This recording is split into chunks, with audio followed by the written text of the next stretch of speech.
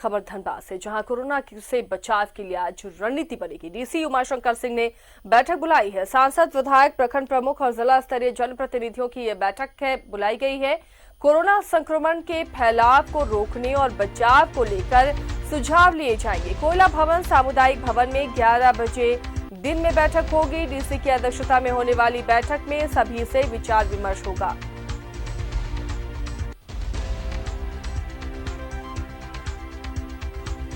धनबाद से हमारे सहयोगी अभिषेक जुड़े हुए हैं अपडेट के साथ। सीधे रुख करते हैं अभिषेक का आज धनबाद में कैसे कोरोना से बचे, इसके लिए यह अहम बैठक है। क्या कोई कड़ा फैसला भी धनबाद प्रशासन ले सकता है?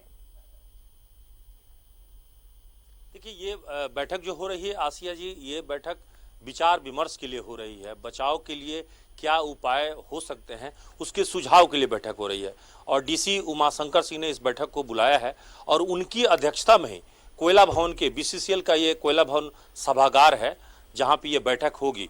उस बैठक में सामुदायिक भवन में ये बैठक होनी है। 11 बजे तय रखा गया है समय। वैसे बैठक जो है 11:30 के आसपास में शुरू होने के आसार है।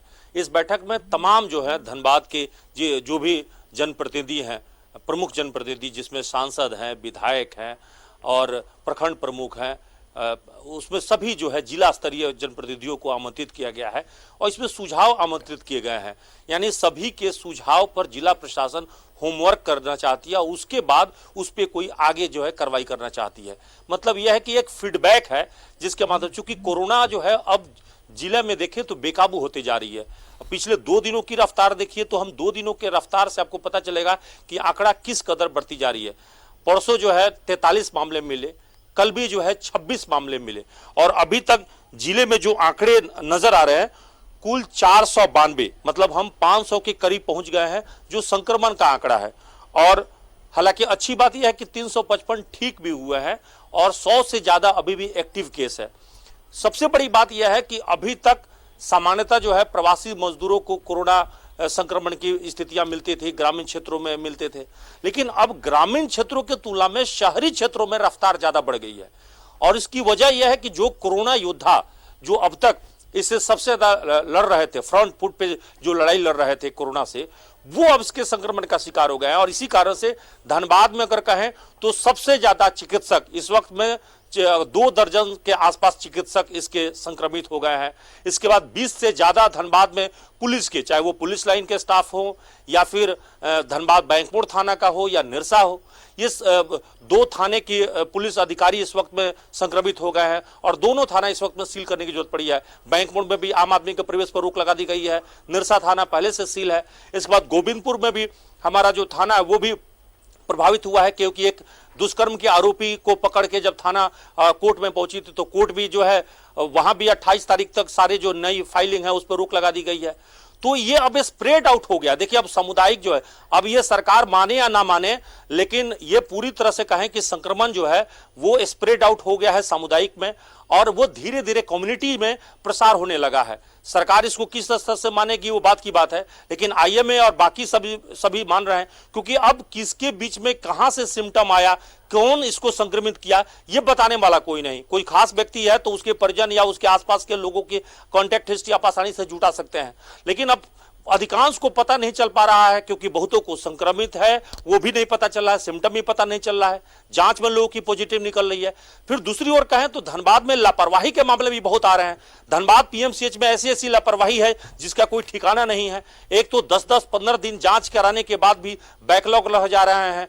जो रिपोर्ट है सदर अस्पताल में किसी ने स्वैब दिया या पीएमसीएच में दिया, उसकी रिपोर्ट 10 दिन बाद भी नहीं पहुंच रहा है, तब तक मरीज जो है ठीक हो जा रहा है। अब जैसे एक सीओ के बारे में पता चला कि वो 16 दिन पहले जब वो जांच कराए थे तब पॉजिटिव जो है, हाल फिलहाल उनको पॉजिटिव बताया गया, लेकिन जब उन्होंने फिर से पुष्टि कराने के लिए ट्रूनेट जांच कराई तो उसमें वो निगेटिव निकले।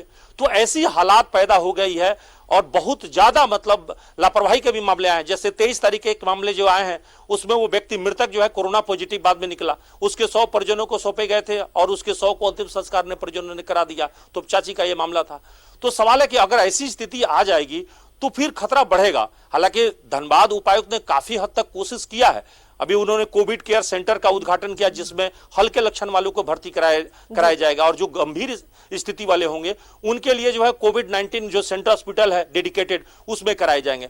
तो वो अपने तरफ से कोशिश बहुत कर रहे हैं, चूंकि नए उपायुक्त हैं, बहुत सारी चीजों को समझना चाहते हैं, कोशिश भी कर रहे हैं, हर मुश्किलों से सामना भी कर रहे हैं। लेकिन परिस्थितियां यह है कि धनबाद में स्वास्थ्य व्यवस्था पहले से ही फेल है, पीएमसीएच पे अधिक लोड है और हमारे पास जो निजी स्तर पे कोई बड़ा व्यापक व्यवस्था है नहीं। तो अभी तो प्रशासन ने निजी डॉक्टरों से भी मदद मांगा, आईएमए से भी लिस्ट मांगा है। तो हालात बहुत बेकाबू हैं और अब एक ही उपाय बचा है कि हम सब खुद से कोशिश करके संक्रमण के इस चेन को तोड़ें। जरूरत ना हो तो बाहर नहीं निकले, मास्क बाहर अगर जाते हैं तो मास्क पहने। कोशिश आम लोगों को भी करनी होगी, प्रशासन और सरकार के साथ साथ। अभिषेक, शुक्रिया इस तमाम जानकारी के लिए। तो आज अहम बैठक बुलाई है डीसी ने और जिसमें बातचीत होगी, लोगों से राय मशवरा लिया जाएगा कि आखिर कैसे कोरोना संक्रमण को रोका जाए, क्या और किया जा सकता है जिले में।